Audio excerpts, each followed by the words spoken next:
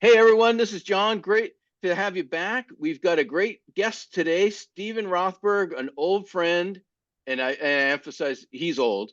We've known each other, I don't know when we met, but it was early on in the days because I know you started College Recruiter, I think was it 95 or early 96? Yeah, the company out of which it grew, that College Recruiter grew up, I founded in 1991. Wow. But yeah, I think that your path and mine crossed almost right after we created our first job board in 96. I think it was like Yep. 97 or something like that. Yep. Uh, yeah, and I agree with the old. We're friends, but even more we're old. Yeah.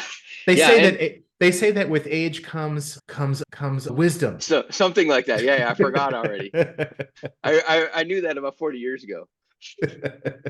Yeah, and so what I want to do on this episode is Stephen has 20 plus years of high volume of college recruiting, of talking to probably tens of thousands, if not hundreds of thousands of recruiters and HR managers and understanding the process. So I want to educate everyone. It could be high volume, could still be 50 people in a month versus 5,000. And if your systems aren't set, what do you do and things like that? So we use the definition of high volume of anything that you're stressed out at that you need to, you're going to need more of, and especially if they are of similar nature. Like if you've got 40 recs and they're all totally different, that's a completely different issue. And I wouldn't call that high volume in a nature. I would just say you're stressed out because that's a huge problem. All right. So here's what I want to start with, Steve. Sure. What are some typical problems that an HR manager or recruiting leader Yeah. would come to you with, and maybe they don't even know how to say it, what the problem is? Yeah, no, great question. So if I can, I'll take a half a step back Hmm. because probably a fair number of the listeners, viewers don't really know what we do, or if they're just looking at it Yeah. from a very high level, they might get the wrong impression. So College Recruiter, as you said, John, early career site. College students, university students, recent graduates, anybody who graduated within the last 5 years is how we define early careers. And over time, largely because of George Floyd, COVID, our expansion globally, it's even changed so that people who have no post education, maybe they're transitioning out of the military, maybe they're in high school or just graduated, but it's more about the role. It's that early career role, seasonal internship, early career that we've defined as our market. We sit at the intersection of early careers, performance-based pricing, cost per click, cost per acquisition, Got it. and programmatic, which we can get into that later if we have time and if we have enough tequila. The problem that we usually hear from employers, or maybe an RPO that they're working with, an employment advertising agency, a job distributor like an Appcast, PandoLogic, Broadbean, whatever, is we being the employer, are not receiving either enough applications. Okay. That's one common problem, or we're receiving too many applications and they aren't of sufficient quality. Got it. All right. Okay. Now, I'll separate out College Recruiter's sort of official view on that from my own personal, slightly twisted view on that. Yep. College Recruiter's view is that those are two different problems. Hmm. One is a problem of driving enough candidates to the employer's ATS or career page, however they collect applications, and they just need more top of funnel. Yep. Got it. The other problem with quality is more about targeting. Who are you reaching out to? If you've got internships and you're getting applications from people who've been in the workforce for 20 years, you've got a targeting problem. If Hmm. you need engineers with 5 to 7 years of experience and you've got college students applying to those, you've got a targeting problem. I actually think it's actually all one and the same. Yeah. And one of the big problems that I find that literally most employers don't really understand or are able to grasp because they're often removed from the data Hmm. is that even if you don't have enough applications, if you converted them at a higher rate, if you could see these candidates are actually of high quality, then not having a lot of volume is actually not the problem. It's actually the conversion rate. Yeah, You're that's not, you're speaking my language right now yeah, entirely. you're wasting. It's if you're in a bar and the bartender pours you a drink, but 3/4 of the drink goes on the floor, You'd is be the problem pissed, that, right? yeah, You would be is pissed the if problem that our customers aren't buying enough drinks, or is the problem that there's spillage? The spillage is an HR issue. It's yeah. candidates like leaking through your system. And so the answer historically is just been double down, get more and more applicants. And Yep. I think at the end of the day, the biggest issue our industry faces is a mismatch. It's not that there's not enough talent or that there aren't enough jobs or that the talent is in the wrong place. It's that we aren't taking the qualified candidates that we are connecting with, that we are engaging with, that we are reaching out to with and converting them into applicants, and then quickly interviewing them, quickly extending offers, quickly onboarding them. All of that stuff, every step there, it's amazing how much spillage there is. Yeah, we have, and I've been talking about this on many many of these videos too. But in my calls with HR managers and talent acquisition leadership across the board in the United States, the percent of candidates, qualified candidates, that a recruit defined as a recruiter looks at their profile and determines Mhm. that they want to reach out to them. All right, so that's going to be the Mhm. definition. Okay. Um, if they have 100 of them, and again, just for numbers, Mhm. they're only able to get 20 of them pre-screened. If they're lucky. Yeah. Yeah, and in healthcare and in manufacturing, especially in the Rust Belt states, that is about 10%. Mhm. And this is what I've been doing this stuff and tinkering as a tech founder for a long time. We flipped that entirely upside down.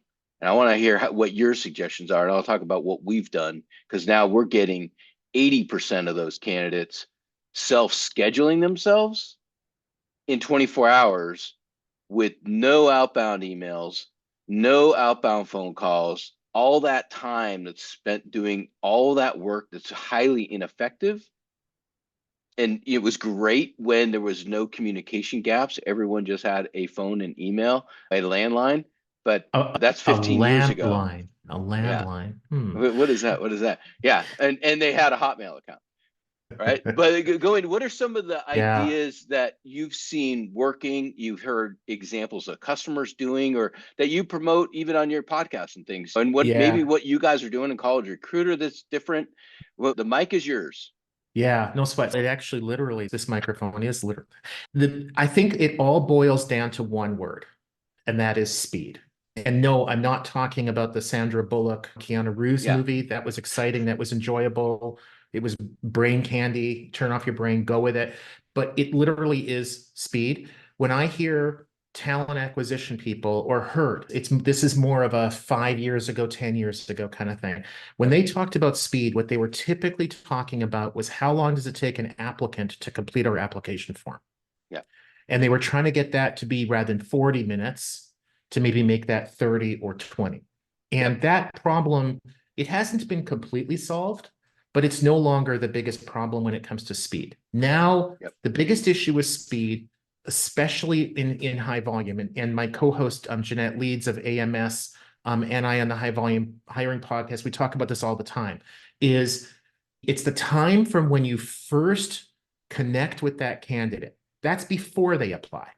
Yep. But you sent them an email. They saw your posting on a job board. They were driving by your facility and saw now hiring $22 an hour, not whatever that is, that first connection. Yep. From that point until they apply, from that point until they're interviewed, from that point until they get an offer, from that point till they start, right? That, for far too many roles, including high volume, is often measured in months, and it should be measured in days. Forget weeks even. You talked a minute ago about landlines. Most of the world never had landlines. They went Yep. straight from no phones to cell To phones. mobile. Yeah. And we need to do that in high volume.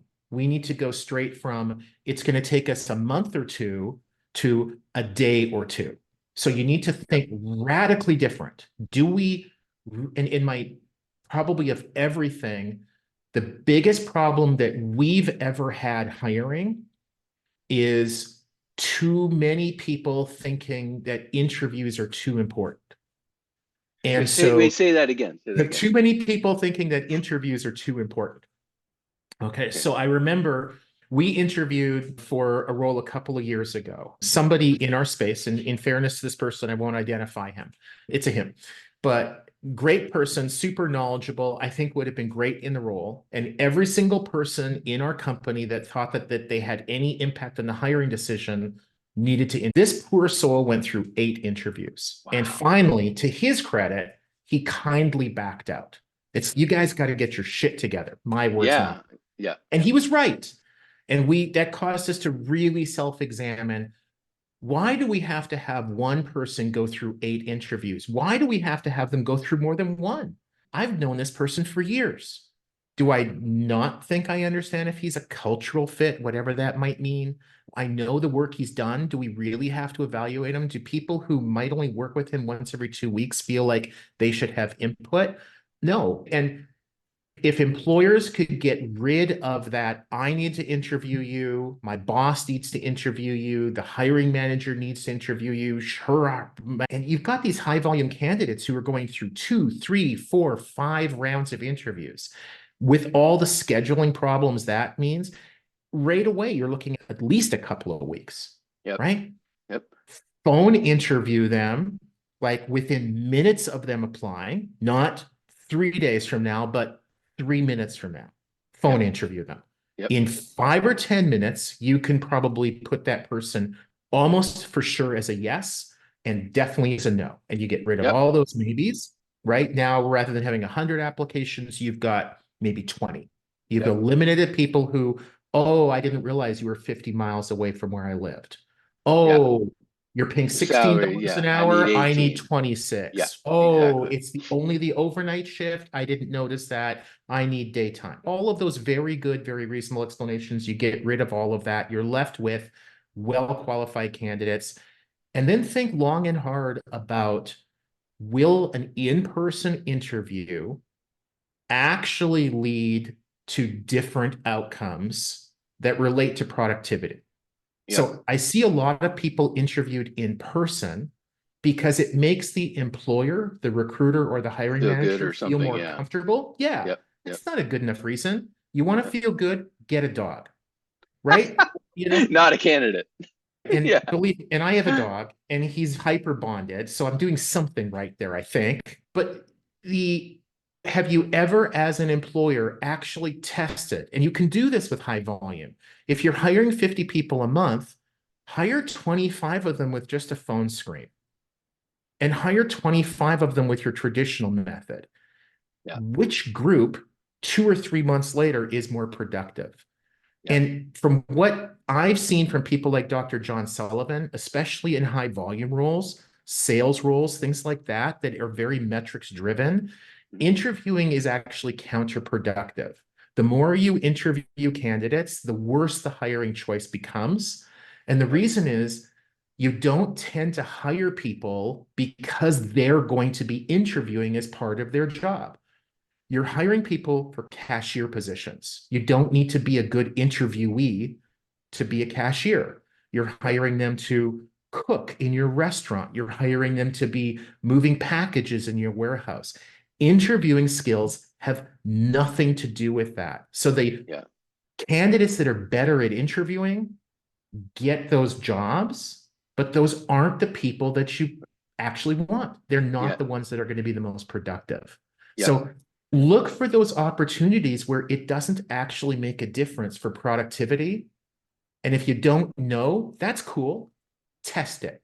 Yeah, I think that's critical. I know we talked in the green room a little bit about different strategies that we see happening. So I think that's a great one. To summarize that, let me see if I've got it, is that, again, as you say, test, One of them is everything should be looked at, but you can't look at everything at once. One thing you can do is your time and your candidate's time. And if, in your case, 8 interviews in most cases is going to be too much unless you're hiring the CEO. Yeah. 3 is probably beyond most for even a director level, Yeah. And and if you're hiring a whole bunch of cooks or a whole bunch of warehouse workers and you just want to see what their personalities are like, can I get along with them? Are they nice people? I hear Yep. that sometimes. That might make sense if you're the owner operator of a little shop and you're hiring your first employee or maybe second or third. You're going to be Yep. working beside that person day after day, and Yep. you want your life to be enjoyable. You don't want to come to work and have a really highly productive person working beside you who's just a total jerk. But if you're hiring warehouse people and you're a talent acquisition manager, probably the first and last time you'll ever see that person is in the interview. What do you Yep. care if you get along with them well or not? Can their team get along with them well or not? Maybe that's relevant, but you're not part of that team. You're Yeah. hiring for that team. Yep. And it, and I'm glad you pointed out, John, too, that you can't look at everything. Yep. At So true. once, you can over Right. time.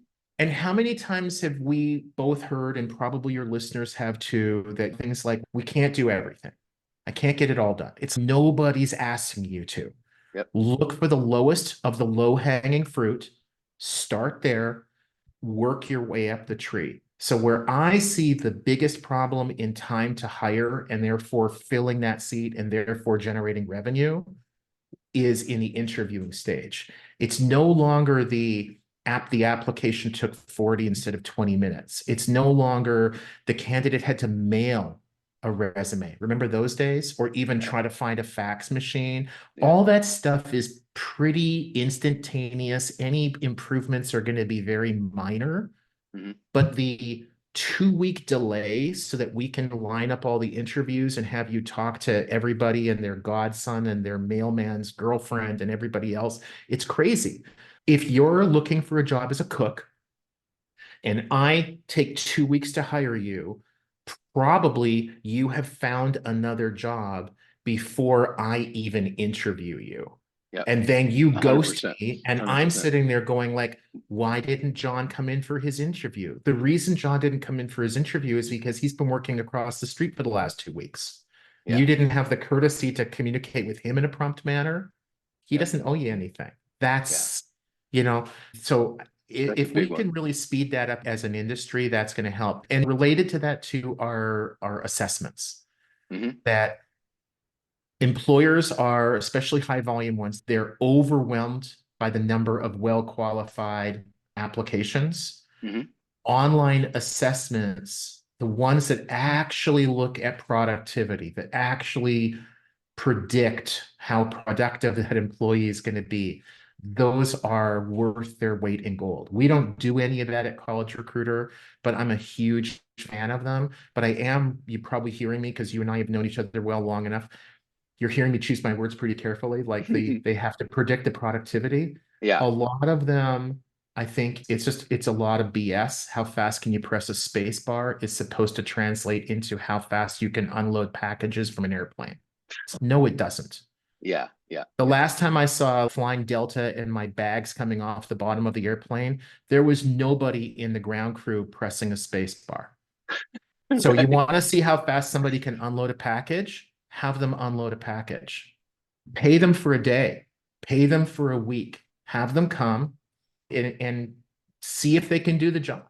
And if they can, you make them permanent. And if they can't, it's been nice knowing you. Yep. I had a similar story with a client, manufacturing firm in the Southeast. They do a lot of metal manufacturing. Hmm. So it's dirty. The shop Yeah. floor, it's probably heaven to someone who loves getting in there and just doing the work and I did just, that work. I did that work yeah, for 3 months when I was 18. yeah. And you're right, And it's dirty. And Yeah, it's and and it's CNC machinists and stuff like that. super fun. That work, there's people who like it and there's Uh-huh. people who are repulsed by it, right? Like they Yeah. don't want to be in that environment. So Yeah. they had an idea that I worked with them on, which was we found out just in my interviewing them early in the process before we sold them anything was their problem was retention on day 3. Oh, interesting. So they would get people, they'd get through the first day, do the paperwork, get a little bit on the floor. Second day, they'd come in and be on the floor. Third day, they wouldn't show up. Okay, so what I'm hearing is, honey, how was your first day? Do you like the job? You know, My first day was fine. It was just meeting with HR and getting my badge, and but I don't really know what I'm doing yet. typically, Come yeah. home I mean, after the it's, second day. How was your day? Now I really know what it's like to be there. I I'm can't not, go back. yeah. Yeah. So it's something like that. And what they realized was, and it took a little while of experimenting, and I worked with them on this, was they would, they had a thought that the people they were hiring didn't want to be on a manufacturing floor. So that Okay. was their hypothesis. Why people would leave as soon as they're on the floor, they were not showing up again. So they're hiring Hmm. people, and they could ask them, "Hey, do you feel great in an environment in a manufacturing environment?" And they'd say yes, because it was like an interview question. They wanted the job, right? So Yeah. that it's an ineffective question. What I work with them. I said, "Why don't we do this? Why don't we have 2 on-site interviews a day, and they are a walk the plant interview, and Hmm. it's not even an interview. It is we're giving you a tour of the facility, and we'll sit, and then they ask everyone, so they have a max of 5 people who can show up at 10 o'clock in the morning, and a max of 5 people who can show up at 2 o'clock. And the hiring managers, they just have to be there between 10 and 10:30 and 2:30 every day. Just or a representative to walk them through, and they're going to take these 5 people, the max, through the plant floor, show them what they're up to, and then they say, "Do you think this is a place that you would be interested in working?" And if they say no, they go, "Okay, great. Thank you very Thank much." you. Thank you for coming. Yep. Have And a their nice retention life. rate is through the roof because they're interviewing the right people. That's And all we did was we helped them create a scheduling app. So when a candidate applies, they send them a text message and it says something like, "Hi, Steven. Hey, thanks for applying. This is John." It's very mm-hmm. personalized. "This is John. I'm a recruiter at company XYZ. I saw you just applied for a position." And they send those within 1 hour of the candidate applying on Indeed or whatever job board. Mm-hmm. And at the bottom of the text message, it says, "If you'd like to schedule a time to talk about the position or for an on-site review of the facility, we have availability," and just reply yes. So candidate just types the letter Y and clicks send. We already have we already know who the candidate is because they applied Yep. via the applicant tracking system or Indeed, right? Yep. Then the candidate is given 3 to 5 options of a 10 or 2 on multiple days. And if there's already 5 people already chosen for Monday at 2 o'clock, that option doesn't show up. Mm-hmm. And then those candidates are all scheduled into the calendar of the recruiter. And then they often always show up because they're also sent the text reminder, "Hey, 4 hours before, you've got this show and here's their address," right? So there's no follow up with the phone, no follow up on email. The candidates just show up and they walk them through a 15-minute tour, and then they get another 15 minutes of one-on-one interviewing if and they expect two of the 5 are not going to want to work there. And so they really, now they're doing a pre-screen and they can move it into an interview with a hiring manager, and that can all get done in 4 days, and they can give an offer right away. And they Right. move their time from, I've heard time from, this is what I call it, like the apply to offer time, because I don't Yep. really even know what people call this because they can't track it anyways at this point, is apply to offer of that used to be 7 to 14 days down to 24 to 48 hours in cases. And Right. It's hey, you applied. Do you want to come in tomorrow at 10? Great. You show up, boom. In the day that afternoon, you had a job offer. Like Yeah, you've what? got you've got a job offer, and you're thinking to yourself, do I start next Monday or the week after or the Monday after that? And all of that has happened before you've even heard back from From the another. other companies that you've applied to. Yep. So if I've got a job offer, I've seen the work facility, I can picture myself working there. I've met my future boss. I've Yep. probably at least seen my future coworkers. Yep. What else is there, right? You've got to talk about the pay and the hours and all Yep. that, but what else do That's I, a as a 15 candidate, minute I really need to, qualified of qualified, available, and interested QAI, right? Like, yeah. are they And 18? Are they on manufacturing floor, etc.? Here's one question I think you may have. I've tried to look up the stat, and I have not been able to mm, find anything that resonates. What is the percent of offers that are accepted? The first offer that is accepted by candidates. I have seen stats mm, from Shuram that I don't believe are accurate because it's probably too big of a pool. Like they've got too many people in that because they don't break it down by hourly versus college versus whatever. It's just not segmented enough, I think. But I think that the number Sherm talked about was like 97% of candidates will take the first offer if it meets their salary criteria. I've heard other numbers at 67%. I think if we just say it's 70 to 90, it's either way. If you're the first to offer, you have a foot in the door 100% of the time. If yeah, you're the third or second, you're not even around at that point. that 67 or whatever number that was, that seems awfully low. And John, I agree Yeah. with you. I think that's skewed Yeah. by professional positions. This is going to be a process of 3 months, and I'm going to do a lot of research, and I'm going to network with a lot of people. Hourly high volume does not work that way.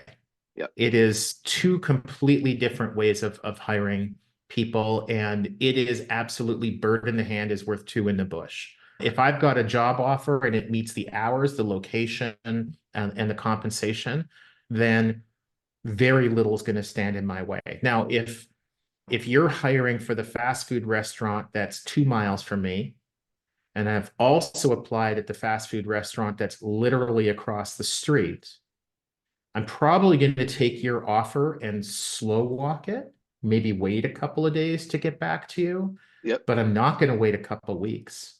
Yeah.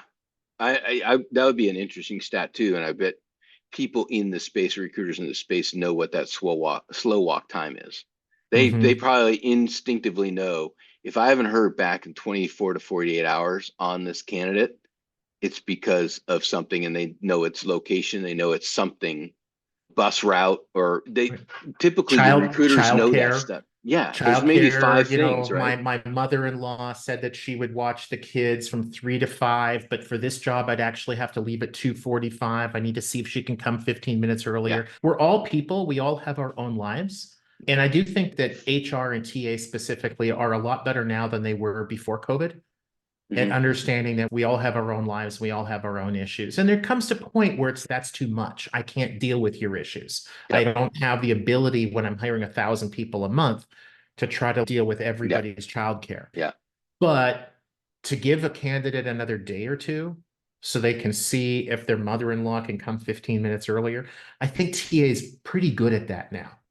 Yeah. I think the other thing that happening too is they were not being good at it before, and the retention was terrible. Yeah. So you have to actually listen to the concerns of your candidates instead of just ignoring them, because you're going to get the rec back the week 5 days later, and that's not going to look good on your performance stats either. Yeah. Now, if only TA could get data on productivity. Yeah.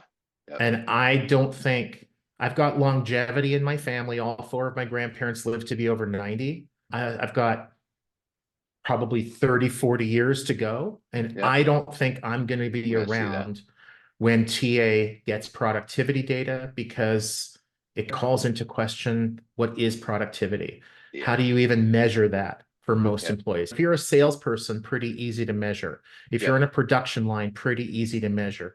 The other 95% of us, it's super subjective. Yeah. Your You've got marketing to, director, right? yeah, you've got a nice smile, your boss likes you.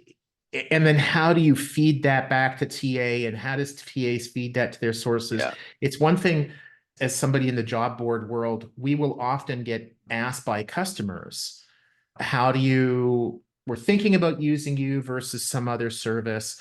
Talk to me about quality of hire. How do you measure that? You actually get those questions? Yeah. You get the question. And I it's don't even like, know who you hired. Like, and also, let's be realistic. There are no candidates out there who only have one source. They've heard about you from a friend. They saw your ad on TV. They're, to buy hamburgers this month at 25% off. They were driving by your shop. They saw your ad on Indeed. Then they applied there. Then they went over to LinkedIn to see if they know all these yeah. different sources. So that's one problem. Another problem is just if the recruiters don't know what candidates were hired and are still working for the company and are the most productive. If the recruiters aren't getting that data, how can the recruiters' vendors be getting that data? That's a hiring manager metric at best. It's 100% not agree on with the you on that. recruiter. The recruiter puts the right person in the right seat. If they meet the qualifications, the hiring manager says yes. At that point, the recruiter's job is done. And I wish I had a nickel for every time somebody said that recruiters need to be held accountable for productivity. No, they don't. If I'm in Yeah, they're not the procurement and decision maker on the hire. yeah, if I'm in procurement and I work for a fast food place and I buy beef for hamburgers, I am not in charge of putting pickles on that burger, right? That's the cook, and the cook's manager is accountable for that, Yeah. not me as the beef procurement guy. I'm Yeah. bringing beef into the restaurant. What the cook does with it, that's up to the cook. Yeah. All right. So these are great. Let me ask you a couple other quick ones. What are some of the things that you're most interested in seeing that's coming about, maybe changing in the industry, or Yeah. maybe it's programmatic about people getting smarter about their postings, or things that you want others to know? Maybe it just started, but what are those kind of tips and tricks that you've got that you're interested in Yeah. seeing expanding? One thing, if we're talking globally, the US was the epicenter of this. We were where the big bang was, if you will, is on performance-based pricing, cost per click, cost per application, and programmatic. Two different things that are often put together. The US is far ahead of the rest of the world. Canada, the UK are closing that gap, but they're still a couple of years behind us. That is going to become the norm, not the exception. I think that more and more employers, especially the larger ones, medium, large enterprise level that do a lot of hiring, more and more of them are going to use intermediaries to get their postings out. The Broadbeans, the eQuests, the PandoLogics, the Jovios of the world are going to be their intermediary to job boards and other sourcing tools, because Yep. it's simply becoming too complicated for a typical employer, typical TA person to understand all of the technical ins and outs. And so Yep. they need specialists Yep. that are going to step in. There are already a lot, but TA tends to be pretty strategic and long-term focused. They tend not to move on a dime. So Yep. although this has been true for several years, it takes a couple of years for that to work its way through the cycle. So Yep. now at College Recruiter, most of our customers have 1,000 and up employees, like probably 90% of them. Yep. Okay. We work directly with TA on virtually none of them. Almost every single one of them, there's an intermediary involved in some way. And overwhelmingly, when we have a problem with a customer, overwhelmingly, it's when we're working directly with TA. And it's Let me break that yeah, use case down just yeah, so everyone understands, because this is really critical. I think to the entire industry, to yeah. TA leadership, to HR, like this whole thing. So if a company has 1,000 employees, right? It was a 1,000 employee count. Okay. And up. Yeah. Yeah. And yeah, plus typically you're seeing in the market that now 90% of those companies are using a third party. You'll hear them called programmatic agencies, that a couple names we'll list out here. There's Jovio, there's Appcast. Give me a rundown and I'll put them on the notes here. Sure. Acquire, Aimwell, Job AdX. Yeah, there are probably 6, 7, 8 that of the bigger are, ones. yeah, that are bigger. All right, now, so if you have less and employment advertising agencies too. Yep. Yeah.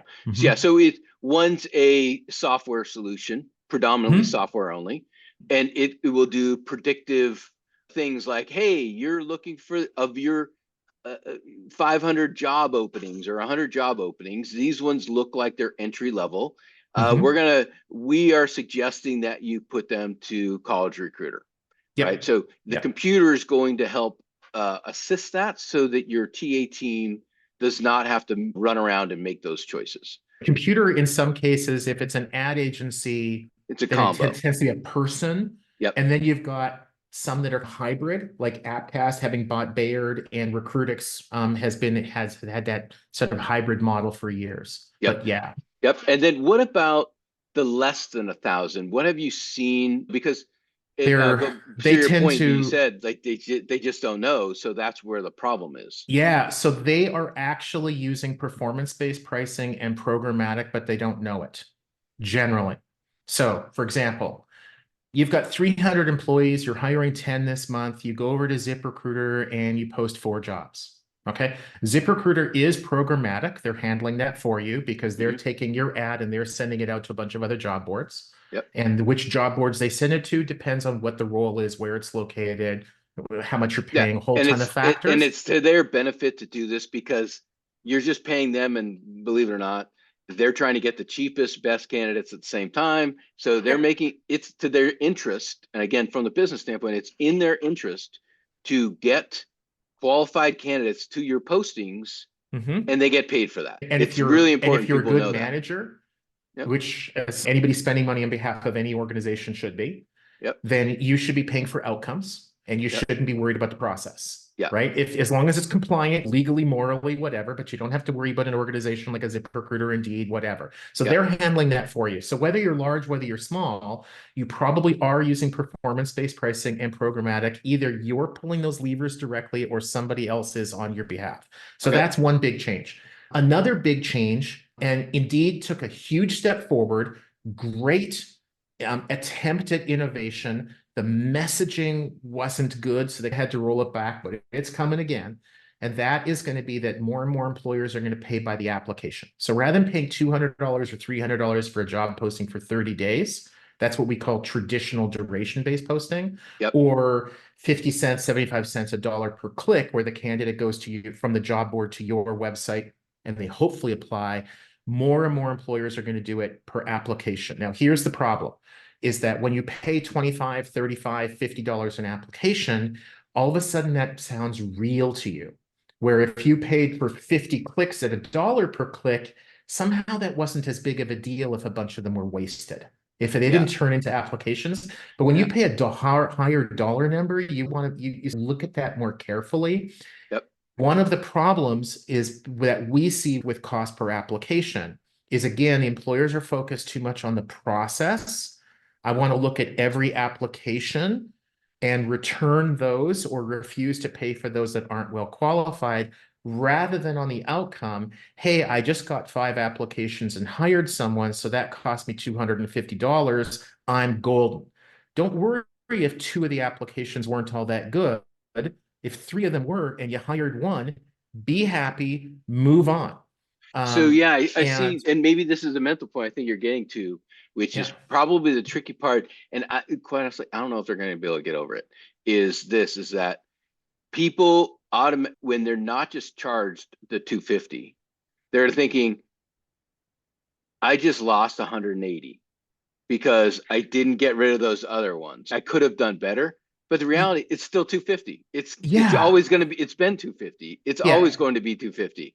Or so roughly. It's not like you had to do more work to get a better price. You could have, but so you like French fries. You like French fries, right? Yeah, I wouldn't be on a diet consistently unless I didn't. Good. Okay. So you go into a restaurant and you order a burger and fries, and they put beside your burger like 25 French fries, Yeah, right? If 20 of them are really good and five of them are just bleh, and you leave them, is your meal spoiled? I hope yeah, not. yeah, It's okay to have some French fries that aren't pristine, that aren't perfect, that aren't exactly what you want, if the bulk of your meal was good. So one of the problems that I think is going to get worse with too many employers looking at every single application, should I pay for this? Should I not pay for this? Is that with AI, it's easier to apply to jobs. yeah, And it's easier. Very few candidates are using these tools, but they exist. You can yeah, easily send out hundreds or even thousands of applications. Those are outliers. I don't think employers have to worry about that today. yeah, 2 years from now, they're going to have to worry about that. So I think cost per application is also going to go away. Duration-based pricing is going to go away largely, cost per click largely, and cost per application is largely going to go away. And what's going to emerge is cost per qualified, validated application. In other words, you as the employer are only going to pay for this application if it meets your qualification requirements. The more you have, the more difficult they are, the more you're going to have to pay per application. So please do yeah, not put bachelor's degree required if you're hiring salespeople. You want to really have them be qualifications, not preferences. The yeah, validation is, are you actually a real person? yeah, We just interviewed a candidate a couple weeks ago, and we're moving her along in the hiring process. yep, And we now don't think she was a real person. We think that it was a fictitious person who supposedly was located in the US, but it was actually an attempt from an overseas bad actor, a criminal enterprise, a foreign government, whatever, to gain access to our systems. And this is a huge issue that is hardly on the radar for TA. So validating your candidates, whether you're paying for that or just being extra careful, is important. yeah, How do you know when you're talking to somebody if they're real? How do you know if I'm talking actually to John, but somebody off screen is feeding him the answers? yeah. And that I wish I had the answer. I don't. Yeah, no, that's all great. This has been just fantastic, Stephen. Thanks so much for your time, and hopefully, Cool, man. I'm gonna say hopefully, there were so many great nuggets in here that I think we've covered the gamut from large, high volume to individual talent acquisition providers, team members, what you can do, and hopefully you learned something from that. Stephen, how do people reach out to you and your podcast? Sure. Collegerecruiter.com, probably the easiest way. Podcast, it's on LinkedIn, YouTube, and Facebook. Just Google High Volume Hiring Podcast. Awesome. All right. Thanks again. Great to see you as always. Hopefully, I'll get to Cheers. one of these TA Tech events and see you soon. I'll see you in June in Washington, D.C. Oh, really? All right. That now I know where I got to show up. All right. Thanks again. Thanks, Stephen.